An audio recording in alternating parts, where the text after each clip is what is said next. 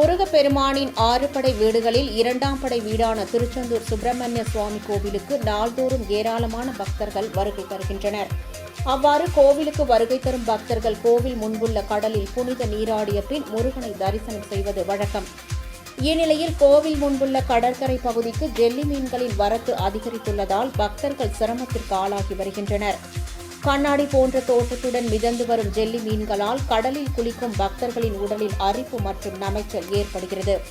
வெயில் காலத்தில் கடல் நீரின் வெப்பநிலை அதிகரிப்பதும் கடல் நீரோட்டங்களினால் ஏற்படும் மாற்றங்களும் ஜெல்லி மீன்கள் கரையோர பகுதி அதிக அளவில் வருவதற்கு முக்கிய காரணம் என கூறப்படுகிறது.